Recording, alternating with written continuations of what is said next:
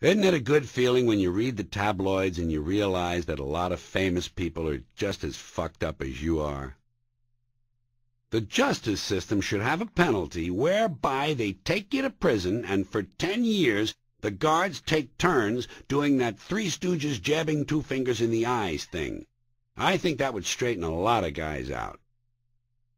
I noticed in the newspaper that track and field has an event called the Women's Pole Vault. It makes me wonder, with all the options available to her in this age, how does a young woman get interested in pole vaulting? Seems like a bizarre choice. By the way, I hope you noticed I completely ignored the obvious opportunity for a cheap phallic joke. If I ever lose my mind, I hope some honest person will find it and take it to Lost and Found. In some hotels, they give you a little sewing kit. You know what I do? I sew the towels together. One time I sewed a button on the lampshade. I like to leave a mark. This goes under the category, what's wrong with America? There are schools in Fairfax County, Virginia, where kids are not allowed to win soccer games. Whenever a team gets 2 goals ahead, they have to give up 1 player. Pathetic. The Asian country known as Mongolia used to be called Outer Mongolia, and just below the Outer Mongolian border with China, there was an autonomous region called Inner Mongolia. And since each of them had its own inner and outer regions, that means that at one time there existed, fairly close to one another, an outer Inner Mongolia and an inner Outer Mongolia. I like that sort of thing. I like picturing the road signs and all the people taking wrong turns. When someone with an artificial heart dies, I think they should take out the heart, hook it up to an artificial body, and just let it go at that. I have a proposition. I think if white people are going to burn down black churches, then black people ought to burn down the House of Blues. What a disgrace that place is, the House of Blues. You know what they ought to call it? The House of Lame White Motherfuckers. Inauthentic, low-frequency, lame white motherfuckers. Especially these male movie stars who think they're blues artists. You ever see these guys? Don't you just want to puke in your soup when one of these fat, overweight, out-of-shape, middle-aged, pasty-faced, baldy-headed movie stars with sunglasses jumps on stage and starts blowing into a harmonica? It's a fucking sacrilege.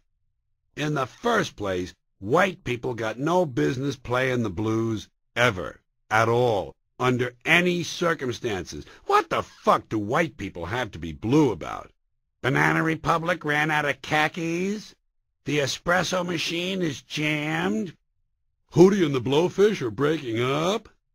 Shit, white people ought to understand their job is to give people the blues, not to get them, and certainly not to sing or play them.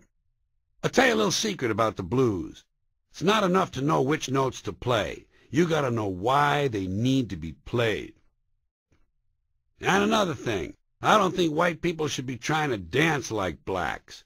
Stop that! Stick to your faggoty polkas and waltzes, and that repulsive country line dancing shit that you do. And be yourself, be proud, be lame, be white, and get the fuck off the dance floor. Here's something I wonder. When Britain returned Hong Kong to China, there was a long formal ceremony. I saw it on television, and the whole thing looked very well rehearsed. And I wondered how everyone knew exactly where to stand and what to do. I mean, after all, the event had never taken place before. How could there be a set of procedures? Do the British have a manual on returning colonies? Well, if they do, they won't be needing it much longer. And I noticed the same thing is true when a pope or a king dies. The elaborate funerals always involve at least 30 or 40 groups of participants, each with different roles and different garb, and each of whom seems to know exactly where to walk, when to stop, and where to stand. And everyone knows all the songs and prayers by heart. Can someone tell me when these people practice all this pageantry? I'm not too enthusiastic about this organ donor idea. What bothers me most is that it's run by the Motor Vehicle Bureau, okay? I figure if I have to wait in line that long for a kidney, fuck it, I'll do without. They send you a little card you're supposed to carry in your wallet next to your driver's license. You're supposed to list the organs you're willing to donate in case you die. Are these people crazy? Do you honestly believe that if a paramedic finds that card on you after an accident, he's going to be trying to save your life? No way! He's looking for fucking parts. Look, Sid, here's that lower intestine we've been hoping for. Never mind the CPR, this man's a donor. Fuck that. If these people want something of mine, they can have my appendix. That's it. That's all I'm giving. Put it in the cooler and get the fuck out of here. And don't go pulling any plugs on me either. That's another bunch of macho bullshit floating around. People talking about, just pull the plug on me. If I'm comatose, lying there like a vegetable, just go ahead and pull the plug. And I say, fuck you. Leave my plug alone. Get an extension cord for my plug. I want everything you got. Tubes, cords, plugs, probes, electrodes, IVs. You find I got an orifice that's not being used, stick a fucking tube in it. Vegetable shit. I don't care if I look like an artichoke. Save my ass. If you ever find out I'm comatose, just remember there are 3 things I gotta have. Ice cream, morphine, and TV. Give me that ice cream about every 2 hours. Give me that morphine about, every 10 minutes. And turn on the fucking TV. I want to watch Survivor. And don't be coming to visit me either. I got no time for live people. I'm brain dead here. Ain't you got no respect for the brain dead? Hey, you got to be brain dead to watch Survivor in the first place. Might as well watch it when you're clinically brain dead. One more thought concerning this comatose stuff. And this might come in handy for you someday. If you know a homosexual who is comatose, remember, you can always comfort his family by saying, "Look at it this way, folks. He was a fruit. Now he's a vegetable. At least he's still in the produce section." Long time ago, I had a little dog named Tippy. And one time when I was doing drugs, I fed Tippy a whole bunch of Cracker Jack, 'cause that's what I was having. Cracker Jack and tap water. Seemed like a reasonable meal to me. And even though Tippy was a little dog, she ate about 2 boxes of Cracker Jack. And the next day, when I took her out for a walk, she squatted and strained and grunted and shook, and you know what? By God, instead of taking a shit, she took a Cracker Jack. Right in front of my eyes, I saw a fully formed, undigested Cracker Jack coming out of my dog. Well, you know me, I'm a practical guy. I kept waiting for the little surprise to come out, hoping it wouldn't be a whistle or a bird call. I figure there's a certain amount of basic hygiene you just don't want to ignore. A lot of people in this country want to tell you what you can and can't talk about. Or sometimes they'll tell you can talk about something, but you can't joke about it. Like rape. People say you can't joke about rape. They say rape's not funny. And I say, fuck you, I think it's hilarious. How do you like that? I can prove rape is funny. Picture Porky Pig raping Daisy Duck. See? Hey, why do you think they call him Porky?